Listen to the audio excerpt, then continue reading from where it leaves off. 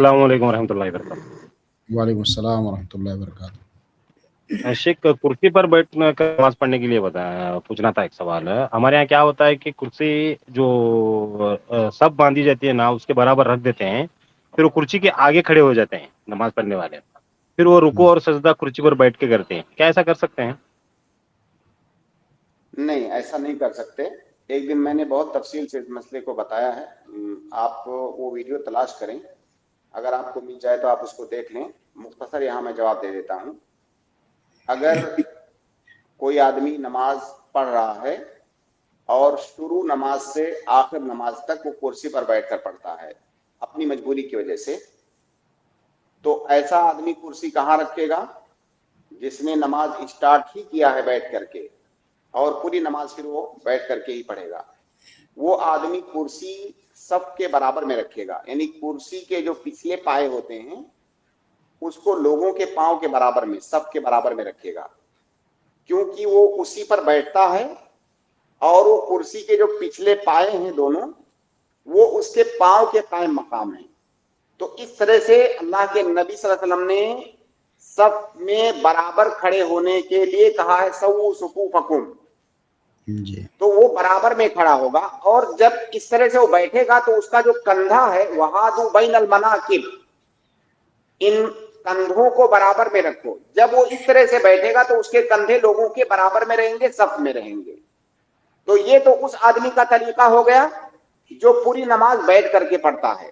وہ کرسی کو کہاں رکھے گا؟ صف میں رکھے گا کہ اس کے پچھلے پائے لوگوں کے برابر میں ہوں۔ لیکن اگر کوئی ایسا آدمی ہے کہ نماز کا بعض حصہ تو وہ کھڑے ہو کر پڑھتا ہے کیونکہ کھڑے ہو سکتا ہے، پھر بعض حصوں میں بیٹھنا پڑتا ہے، جیسے وہ رکوع نہیں کر پاتا ہے تو رکوع کے لیے بیٹھنا پڑتا ہے یا سجدے کے لیے بیٹھنا پڑتا ہے، لیکن کھڑے ہو سکتا ہے۔ اب وہ قیام کھڑے ہو کر کے کر رہا ہے، ایسی صورت میں وہ کرسی کہاں رکھے گا؟ ایسی صورت میں اگر وہ آدمی قیام کھڑے ہو کر رہا ہے تو اس آدمی کا پاؤں لوگوں کے برابر میں ہونا چاہیے، جہاں پر جس لکیر پر لوگ کھڑے ہو رہے ہیں اسی لکیر پر وہ کھڑے ہوگا۔ اب جب وہاں پر کھڑے ہوگا تو اس کی کرسی پیچھے ہو جائے گی، تو وہ کرسی کو پیچھے رکھے گا اور خود لوگوں کے برابر میں کھڑا ہوگا، یہ اس کا طریقہ ہے۔ تو وہ جی کرسی جزاک پیچھے والے کو ڈسٹرب کرے گی نا شیخ صاحب؟ اس کا ایک حل تو یہ ہے کہ آپ اگر صف کے درمیان میں کرسی رکھ کے نماز پڑھ رہے ہیں تو ایسی کرسی استعمال کیجئے جس سے پیچھے والوں کو ڈسٹرب نہ ہو۔ ضروری تھوڑی ہے کہ صوفہ لے کر کے آ جائیں مسجد میں، بھائی آپ کے پاس مجبوری ہے تو لوگوں کا بھی خیال کیجئے، ایسی کرسی کا اپنے لیے انتظام کیجئے جس سے پیچھے والوں کو ڈسٹرب نہ ہو، اور ایسی کرسیاں آتی ہیں۔ آپ جی اگر مکہ مدینہ گئے ہوں گے یا جو بھی گیا ہوگا اس نے دیکھا ہوگا، وہاں پر اس طرح کی کرسیاں، وہ جو ڈنڈے والی کرسیاں ہوتی ہیں، اس سے پیچھے جی والوں کو ڈسٹرب نہیں ہوگا۔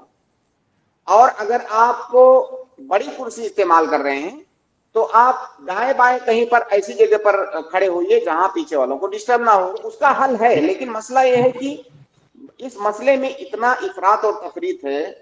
میں دیکھتا ہوں، میں بھی مسجدوں میں، بہت ساری مسجدوں میں، پہلی بات تو کرسی پر بیٹھنے ہی میں افراط، یہ تو طریقے کے بارے میں غلطی ہوئی نا، یہ جی جو ہم نے ابھی بتایا یہ تو بیٹھنے کے طریقے میں غلطی ہوئی، بیٹھنے میں ہی غلطی کرتے ہیں کچھ لوگ۔